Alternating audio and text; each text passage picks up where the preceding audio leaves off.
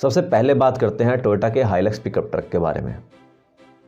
इस ट्रक को कंपनी ने अनवील कर दिया है और इस पिकअप ट्रक की जो बुकिंग है वो भी स्टार्ट हो चुकी है। इसका बुकिंग अमाउंट 1 लाख रुपए है और इस पिकअप ट्रक को मार्च में लॉन्च किया जाएगा। इसमें 2.8 लीटर का डीजल इंजन मिलेगा जो लगभग 201 हॉर्स पावर प्रोड्यूस करता है और 420 Nm की टॉर्क विद मैनुअल ट्रांसमिशन और 500 Nm की टॉर्क प्रोड्यूस करता है ऑटोमेटिक ट्रांसमिशन के साथ। भाई ये वो पिकअप ट्रक है जो मार्केट को पूरी तरीके से बदल देगा। जैसे कुछ गाड़ियाँ होती हैं, मार्केट में आती हैं, नए सेगमेंट को खोलती हैं और चली जाती हैं। फिर उसके बाद एक गाड़ी आती है जो सेगमेंट को थोड़ा सा ऊपर उठाती है। फिर एक ऐसी गाड़ी आती है जो सेगमेंट को पूरी तरीके से चेंज कर देती है। अगर आप सब 4 मीटर कॉम्पैक्ट क्रॉसओवर का एग्जांपल लो तो सबसे अच्छा एग्जांपल है प्रीमियर की रियो। वो आई, एक नया सेगमेंट खोला, चली गई। उसी सेगमेंट पे फोर्ड की इकोस्पोर्ट आई, उसने मार्केट को थोड़ा सा ऊपर उठाया। फिर आई मारुति की ब्रेजा, उसने आते ही मार्केट को पूरा हिला दिया। उसके बाद तो सब 4 मीटर कार्स की जैसे बाढ़ ही आ गई। यही चीज़ टोयोटा की हाइलक्स करने वाली है।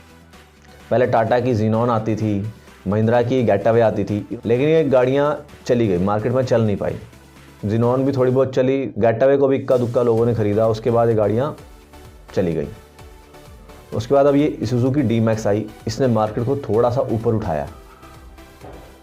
लोगों में थोड़ा सा क्रेज़ बढ़ा है पिकअप ट्रक को लेके। हालांकि इंडिया में पिकअप ट्रक की ज़रूरत है नहीं, लेकिन एक ऑल्टरनेटिव 4x4 एडवेंचर व्हीकल की तरह लोग इसको कंसीडर करने लगे हैं।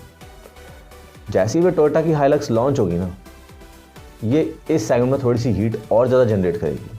इसके बाद हो सकता है और कंपनियां भी अपने पिकअप ट्रक को लॉन्च कर दें।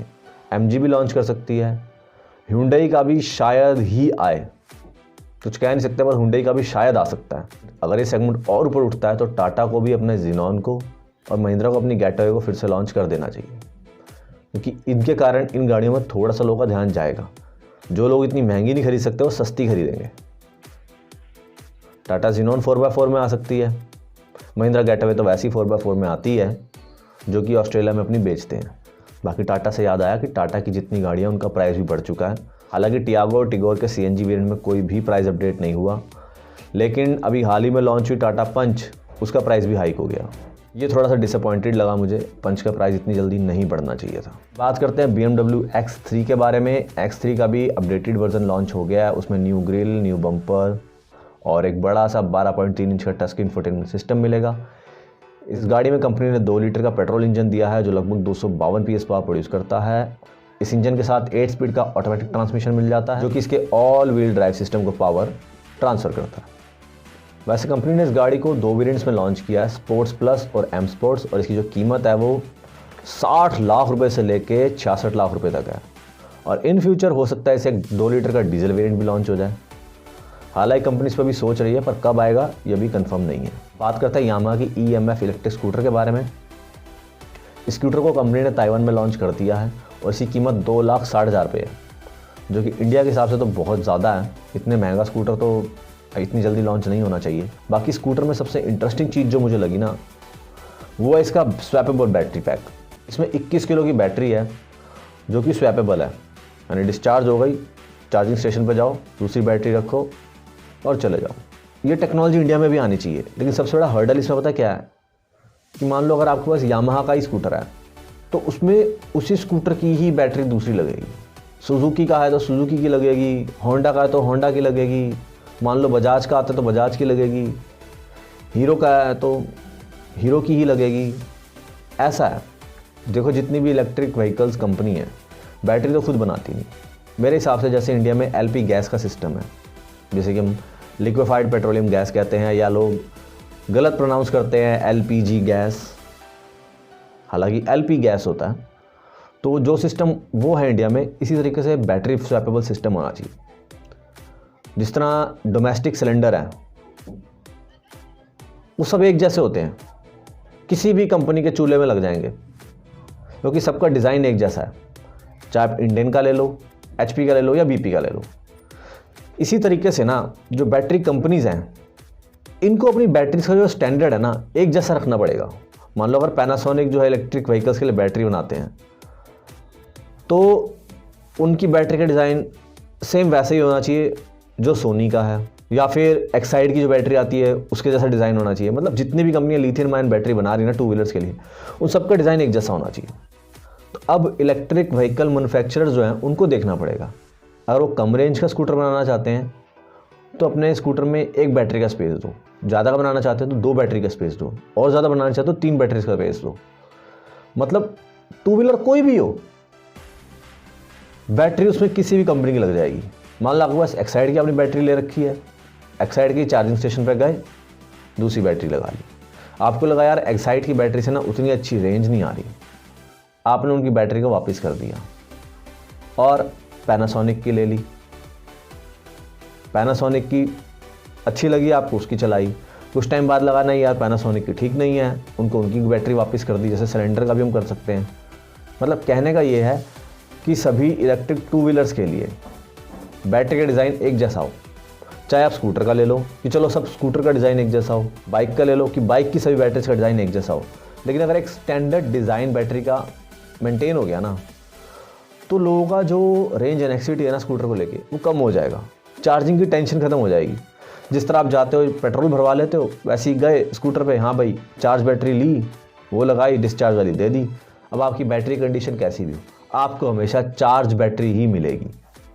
जैसे सिलेंडर होता है, चाहे उसको जंग लग रहा हो, चाहे उसका पेंट बिल्कुल लेटेस्ट हो, या कहीं से डेंट लग कर टेढ़ा मेढ़ा हो रहा हो, आपको गैस पूरी 14.2 किलो मिलती है। बस सीधी सी बात है, आपको भी उतना ही चार्ज ही बैटरी मिलेगी और बैटरी की जो हेल्थ है वो भी मेंटेन रहेगी, क्योंकि कंपनी को पता होगा कि हाँ भाई बैटरी की भी कंडीशन कैसी है, ये दोबारा चार्ज करने लायक है कि नहीं है, अब इसमें पोटेंशियल कम हो चुका है, तो वो उस बैटरी को ठीक कर देगी। अब मान लो मैंने इलेक्ट्रिक स्कूटर ख़रीदा है लेकिन उसकी बैटरी अच्छी नहीं है, मुझे हमेशा रेंज कम मिलती है, चार्ज ज़्यादा लेती है, मैं सबको वही कहूँगा यार इस कंपनी का स्कूटर मत लेना, इसकी बैटरी अच्छी नहीं होती। लेकिन अगर मान लो मेरे पास बैटरी अच्छी नहीं निकली उस कंपनी के स्कूटर की, मैं किसी दूसरे को तो डलवा लूँगा, जिस कंपनी की बैटरी होगी उसको वापस कर देंगे। तो स्वैपेबल बैटरीज होनी चाहिए, 3, 4, 5, 10, 15 जितनी भी बैटरी बनाने की कंपनीज़ हैं उन सबको सेम स्टैंडर्ड रखना चाहिए। और बाकी इलेक्ट्रिक गाड़ी से याद आया, हीरो इलेक्ट्रिक जो इनके स्कूटर आते हैं और महिंद्रा ने साथ में कोलैबोरेशन करी है। हीरो के जो इलेक्ट्रिक स्कूटर हैं वो महिंद्रा के पीतमपुरा प्लांट में बन सकें, क्योंकि जो हीरो इलेक्ट्रिक चाहते हैं कि वो 1 मिलियन का आंकड़ा पार कर ले 2022 तक, तो वो तभी पॉसिबल है जब उनके पास एक बड़ा मैन्युफैक्चरिंग प्लांट हो। इससे महिंद्रा का फ़ायदा ये है कि महिंद्रा को थोड़ी सी नॉलेज हो जाएगी कि इलेक्ट्रिक टू व्हीलर्स को कैसे बनाया जाता है। हालांकि ये विन विन सिचुएशन है दोनों के लिए। एक्चुअली मैं बताता हूँ कि महिंद्रा की ना शुरू से स्ट्रैटेजी रही है, और जिस भी कंपनी के साथ कोलैबोरेशन करते हैं ना धीरे धीरे उसके मेजर शेयर होल्डर बन जाते हैं। जैसे पियोजो के टू व्हीलर हैं उसमें 51% शेयर है, ऐसे ही सैंगयोंग में था, पिनीफिरिना में है, ठीक है ना, और BSM, जावा आपकी और जो YSD आई है, इन सब पे महिंद्रा का मेजर स्टेक है। हालांकि पहले महिंद्रा थोड़ी गलती करते थे, उन्होंने क्या करा था, काइनेटिक मोटर्स को टेक ओवर करके ना महिंद्रा नाम से टू व्हीलर बेचे, जो कि पूरी तरह से फ्लॉप हुए। मोजो भी फ्लॉप हुई, गस्तो भी फ्लॉप हुई, या इनका जो भी एक और आता था स्कूटर वो भी फ्लॉप हो गया। उससे महिंद्रा ने ना सीख लिया, ये महिंद्रा की बहुत अच्छी क्वालिटी की, वो सीखते बहुत जल्दी है। तो उन्होंने ये सीखा कि भले किसी कंपनी को आप टेक ओवर कर लो, उसके मेजर स्टेक होल्डर बन जाओ, लेकिन उसको फ्रीली काम करने दो। जैसे सैंगयोंग है, उसको फ्री छोड़ा हुआ था, वो अपनी गाड़ियाँ बनाते थे, महिंद्रा ने उनकी गाड़ियों को रीब्रांड करके इंडिया में बेचा, काफ़ी सक्सेसफुल हुई टिवोली जो कि XUV300 के नाम से आती है। ऐसी स्वराज ट्रैक्टर्स हैं, वो भी स्वराज नाम से ही बिकते हैं, हालांकि वो महिंद्रा के अंडर हैं। जावा, YSD ये सब भी महिंद्रा के अंडर हैं, सब इसी ब्रांड से आ रहे हैं, महिंद्रा ब्रांड से नहीं आ रहे अभी।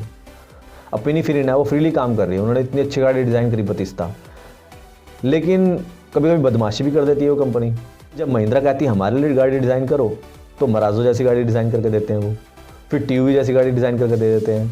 तो महिंद्रा के साथ ही वो खेल जाते हैं, एकदम घटिया लुक्स वाली गाड़ी डिज़ाइन करके देते हैं। तो बस यही था आज की वीडियो में।